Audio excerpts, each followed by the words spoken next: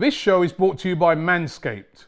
Use the code AFTV for 20% off your order and free shipping at manscaped.com. Hi, welcome to AFTV. I've got Dan Potts with me. Let me quickly start by asking you, how was it in the stadium today? Because obviously we did the watch along. How was the fans? How was the atmosphere?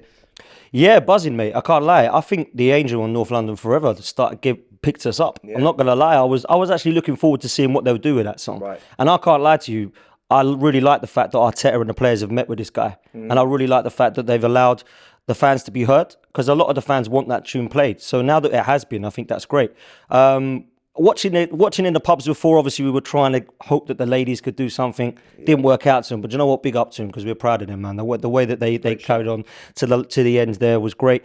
So that kind of lifted us, because I expected Chelsea to win, but when they went 2-1 down, I was thinking, go on, go for it. So that was all good to try and lift us to that. Then that song come on, and it was Sunshine, and I thought, come on, don't mess this up, Arsenal.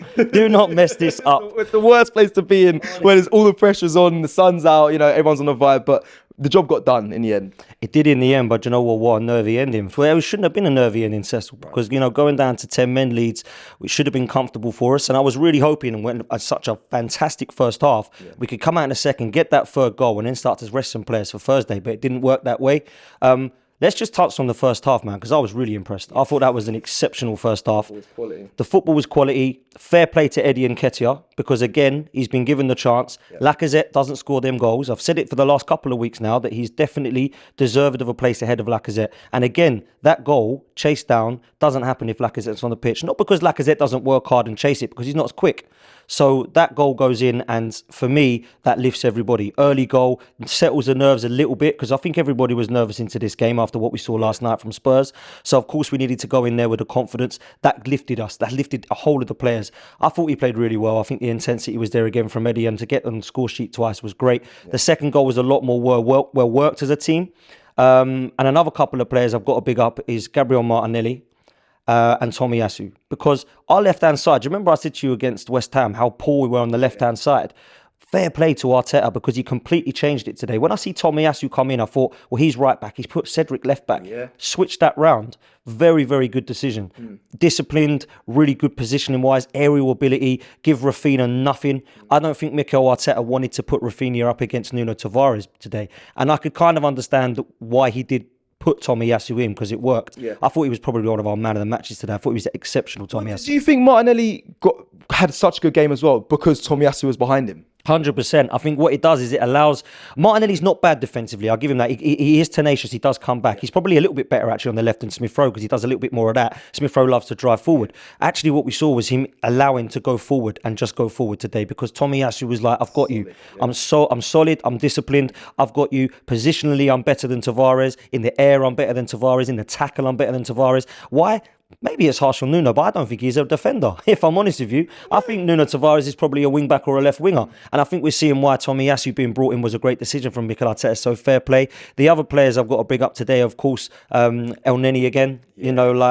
This guy's come in, El Neni, Rob Holding, Eddie Nketiah, players that we're all thinking goodbye in the summer. They've come in, and you've got to say fair play to them. And also you've got to say fair play to Mikel Arteta for keeping them involved, keeping their heads in the game, and keeping them willing to actually be a part of this team still, even though their kind of heads may be turned in the future. You don't know what's happening there. So massive win. But Cecil, why can this team... I know what you're going to say. It's so frustrating that I haven't got this answer, but go on. It's unbelievable. While we sit there they're getting corners, they're throwing their keeper in. I'm thinking, who's the team with 10 men here? Like, this is unbelievable. So I don't want to be too negative about things, but it was just not nice to watch that for the last 10, 15 minutes, because we were thinking, although they're not over us, they'll know it's like not looking like they're going to score 4 or 5 against us.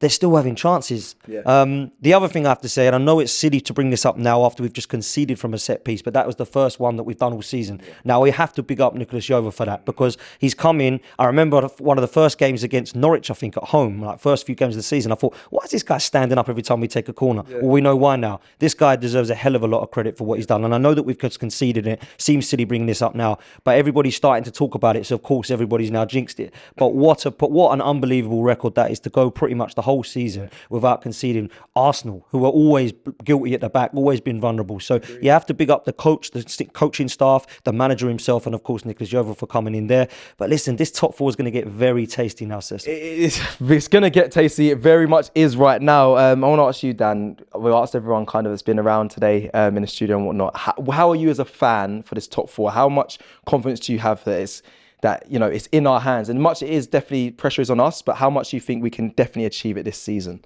I'm optimistic that we can do it for the pure fact that today was massive. Today was a massive win because I know that everybody expected last night to go Liverpool's way, 100%. But because it didn't go Tottenham's way, we had to win today. Now, it was massive anyway, but we couldn't afford to slip up today like they slipped up last night. To go now 4 points into it, knowing that we can go to their pace for the first time and win and knock them out of the Champions League, that is great for me. So I'm optimistic that we can get top four. Am I optimistic we can win there?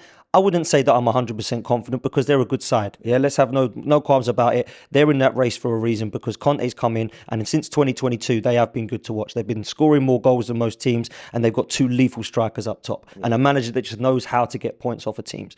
So they're going to be difficult. But if we can go there and just not lose, then we can go into the last two games of the season a little bit more relaxed, knowing that we just have to not mess these two games up against Newcastle and Everton, and then top four should be ours. And do you know what? As someone who's not been convinced over this process, project, and the manager, I'll hold my hands up and say, fair play, man. If you get top four, you deserve all the plaudits, 100%. Shop for AFTV merch at shop.aftv.co.uk. Subscribe to us on YouTube. Follow us on Instagram, Facebook, Twitter, TikTok, Snapchat, and Twitch. We've got content for every platform, so check it out.